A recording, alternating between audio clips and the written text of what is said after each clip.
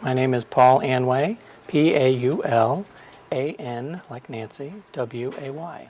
Super. Okay, one more time. Or just talk about something. My name is still Paul Anway, and it's still How'd you get the spelled. title? Yes, Reverend.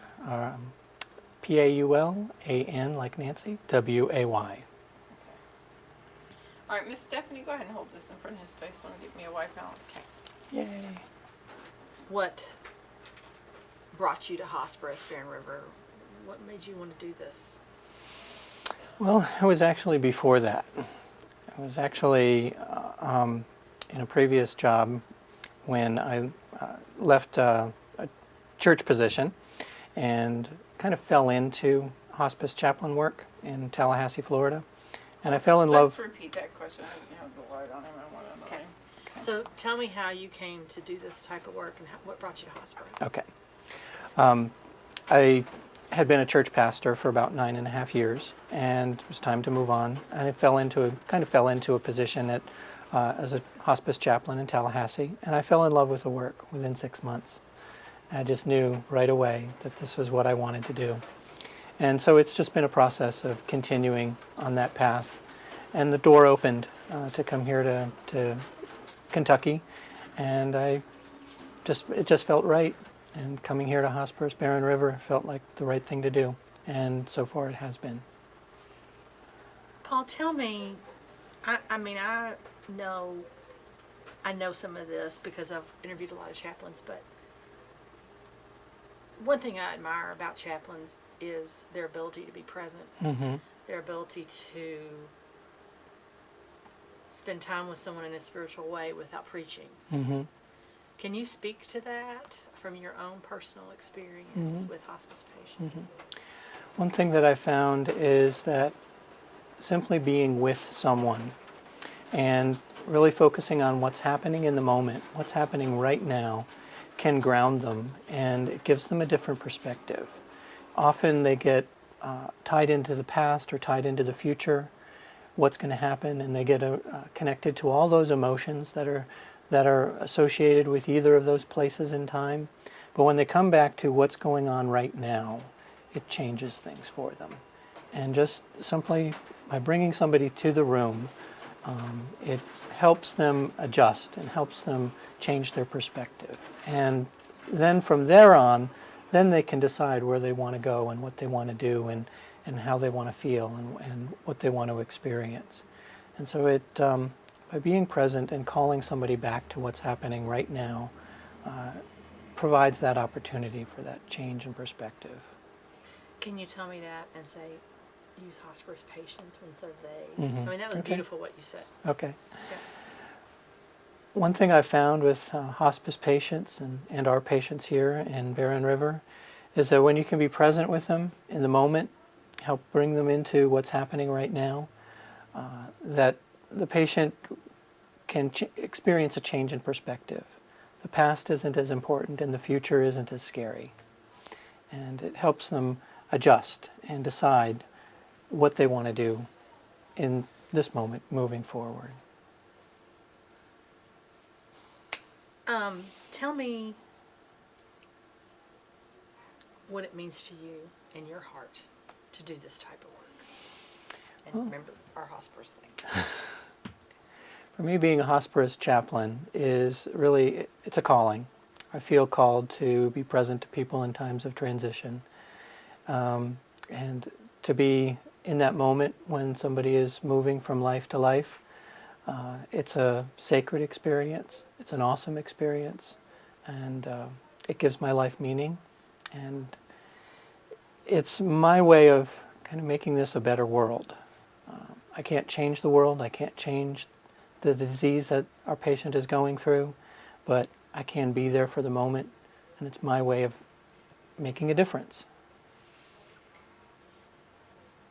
What is your message to people in the community who may have heard of hospice, maybe they're afraid to call, maybe they just don't know enough? If you only had 15 seconds to tell them why to pick up the phone, what would you say? Hospice is not about dying, it's about living. It's about living every moment until the end of life, whenever the end of life comes. It's about doing whatever you need and want to do with whatever time you have. Very good. Is there anything else from your perspective that you would like people to know? In hospice, and in hospice in general, with our patients, we really try to just meet them where they are. We don't want to change their viewpoints. We don't want to change their family. We don't want to change anything about them. We want to bring all of the resources that they have available to them and help them with whatever is going on in the moment. It's not about putting any particular kind of agenda or any particular kind of treatment or any particular kind of spirituality on them. It's about bringing from within them what they have and using that in dealing with their illness. And that didn't come out very well. Oh, I thought it was good, but you're free to tell me again Okay. if you'd be more comfortable doing Could you that. ask the question again? Yeah, I said if you only had 15 seconds to tell people. No, this was what else would you like people to What know? else would I like people to know? That coming into hospice is not about changing a treatment program. It's not about forcing anything on a person, or it's about bringing out the best of the family. It's about bringing out the best of the patient, what they have available to them, and helping them in whatever way we can to finish their life the best way possible. Very good. I like that better. Yeah, let me take your microphone off. Okay. You did a very nice job. Thank you. You speak as well as you write. How's that? Appreciate it. And when we start editing folks, nobody's going to know who they Right. or you. So if you could use hospice or hospice Absolutely. Green River, and sometimes it's more, I'm you know, on Stephanie, so whenever. so it's more, you might say a hospice patient, and that's okay too. Okay. But hospice, obviously, as much as we can. Yes. Without being. Okay. So, can you say and spell your first and last name for us? Absolutely. Octavia Pendleton, OCTAVIA PENDLETON. Okay, and while we talk, it's me and you. Yes. No, no. Well, Michelle over here. And some of the questions I ask you, I may even know the answers to, but people that are watching don't. So some things I might ask you, like, well, Stephanie, you should know what a hospice social worker does, but, okay. Yes. So, Octavia, tell me, what called you to do this work? Why are you here? Well, what called me to do this work is that I absolutely love just being around people, being able to help people, just kind of being a source of a resource for people, and especially people for hospice in the state that they're in at the moment, with just being able to help them in any way I could. So, pretend I haven't worked here forever, and I don't know what a hospice social worker does. Yes. Tell me some of the things that you would like people to know about what you do that perhaps may not seem obvious to them. Well, it's really hard to put a hospice social worker in a box because we do so much stuff. And that's what I kind of tease with people whenever I go in, and hospice patients are like, well, what do you actually do? And I'm like, well, anything and everything almost. And that's just getting resources for them, providing just an ear to listen to them when families have been burnt out and can no longer be there, want to listen to it. And I'm just a fresh face, a fresh ear for them to kind of to be able to vent to and help, normalize the situation a little bit. So, and again, like I said, helping resources, finding caregivers, helping with, volunteers in the home so they can get out and have some me time and have some respite and so forth. So just a little bit of everything as a hospice social worker does. We do, yes. Tell me what it means to you, because, social work, I spent 10 years in mental health before coming to hospice, so I know social workers have, there's quite a array of different types of work within social work that you could be doing. Absolutely. What inspires you to Absolutely. do this? Oh, goodness. It's such a blessing being here at hospice.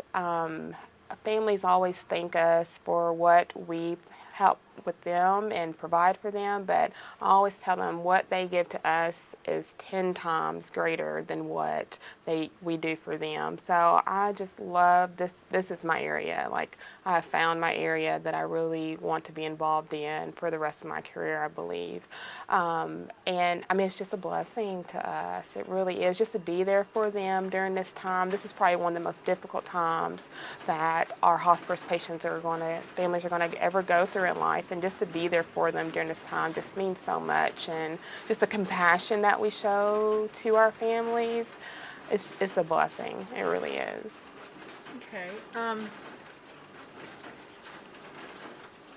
If you only had 15 seconds to tell people who might be a little bit wary of calling hospice, they know about us, but they're like, gee, I don't know, what would you say to them? Wow, I don't think 15 seconds is enough. But if I have 15 seconds to tell families who are thinking about being involved with hospice care, is to call right away. One thing that they say is that we wish we would have had you sooner. That's all our families say, is that we wish we would have called hospice sooner. And that's what I would say to them, is just talk to your doctor about it, talk to your family about it, understand what hospice care really is. People think it's just the end of those last few days of life, but no, it really is not. And the sooner that we can get in there, the better that we'd be able to help the patients and the families. So I would just say, just to talk about it, and if you're interested, just to give it a call, just to see, what it's all about. And I know this is going to seem a little, you weren't in the meeting earlier when I mentioned this, but part of what we're doing with these stories is I'm going to take a still shot of you. Okay. And I'd like for you, what would your message be to hospice donors, folks that support us? And we'll be sending out an appeal in November asking for donations. And generally this time of year, we get a lot of donations. Folks want to give toward the end of the year. They want to give them. What would you say to people thinking, that are making that donation? Well, we help so many people through our donations. We've helped people, and I've just been so grateful we often take people who don't have insurance. So with those donations, we're able to help those individuals, and just families are just so, so grateful for that as well. And just the hospice organization, I know a lot of people say, well, what can we do, our families, or what can we do to help, or just to show our gratitude, just the donations, to be able to continue the hospice service and to help those other families and patients who are in the same situations as their families were. Donations are just a huge part of hospice, and we thank them for that. Absolutely. Okay. I'm going to take your picture while I'm here. And I'm going to ask for Michelle's advice. Do you think I need flash with all this light? Nope. And you'll look at me, and we'll just talk. And, we have plenty of tape, so don't worry. You can't mess up. Check. We'd like you to say your first and last name. Michelle Brooks. Okay, can you spell that for us? Michellbrooks. Okay. Michelle, and I may ask you some questions that you'll be like, you should know what a nurse does as long as you've been here. But for the sake of the viewing audience, tell me. Okay. Michelle, tell me what brought you to hospice. What draws you to do this kind of work? Well, for me, it's a calling. My nursing has always been a calling. And I've always wanted to take care of patients and families that are in need. And with hospice, I'm able to do that. We go into the homes and provide that direct patient care, and you get to provide that emotional support, and sometimes just a little sit down for 5 or 10 minutes and socialization with families that are, have patients that are homebound, and it's very rewarding work. So, tell me, as if I've never heard of hospice care or hospice, tell me what a hospice nurse does. And you might start with, as a hospice nurse, As a hospice nurse, I go in and provide direct nursing care for the patient. I take care of symptom management like pain or infections or wounds or whatever that patient happens to have going on. But hospice nurses do a lot more than that, actually. Again, we provide a lot of emotional support for the families and for the patient. We're coordinate care with other team members, and we help manage medications. We are the go-between a lot of times between the patient and their doctor, and it's just an all-encompassing job as a hospice nurse. What inspires you in your heart to do this? Because you could do a lot in nursing, obviously. You probably have, but what inspires you to do this particular type of work? I think it's the reward that I get back from it. Being a hospice nurse can be trying at times. I mean, you get close to your patients very quickly, and then eventually you lose them, and it can be very hard. But when that family member comes to you and puts their arms around you and says, "I couldn't have done this without you. We couldn't have made it through this if you all hadn't have been here. If hospice hadn't have been involved in this care, we couldn't have brought our dad home, and that was his last wish." That's what keeps me going. It's that reward of being able to provide that last wish or that care for the family and the patients so that they can be at home. Okay. And if you could just say, I don't know, Michelle, how do we want to do it with where they're from? Should we just do a name super? It seems kind of awkward to say, I'm Michelle Brooks and I'm a Barron County, Yeah, we can do names. Let's do name supers that way, because I can find out where you live. I'll probably remember, but it might seem weird, just, I don't know, to say that. Tell me, if you only had 15 seconds or so, and you can take as long as you want, but what would you say to a family? They've heard of hospice, they kind of know, but they're really afraid. Mom's declining, and they know they're going to do something. What would you say if they said, Michelle, I know you're a hospice nurse. I think Mom needs the help, but I'm scared. Actually, I get that question often out in the community. I have lived and worked in Barron County for over 20 years. Actually, the 10-county area, I've been a home health nurse prior to being a hospice nurse. And I get that question a lot. And I usually tell my families that, or the people who ask me that question. Can you say people who ask me about, that way so Yeah. people know? Go ahead. When people ask me about hospice and give me that, I'm not sure, or I'm afraid, I don't know what to do next, I tell them that's when they ought to take that step. Hospice provides that first visit. We do the evaluation of the patient. We determine whether or not they're eligible, and we can talk the family through that process. If they're eligible, we can admit them to hospice services and provide the care that the patient and the family need. If they're not eligible, we can refer them to a more appropriate source so that they can get the help and care that they need for their loved one. And that's just usually, my answer, because I feel like if you're at a point in your life where you've got a loved one who's sick and you're scared because you can't provide the care they need, then you need help from somewhere. And of course, hospice would love to be that, that resource if you're appropriate, and if not, we will most definitely refer you to who would be more appropriate. Okay. Is there anything else that you would like people to know?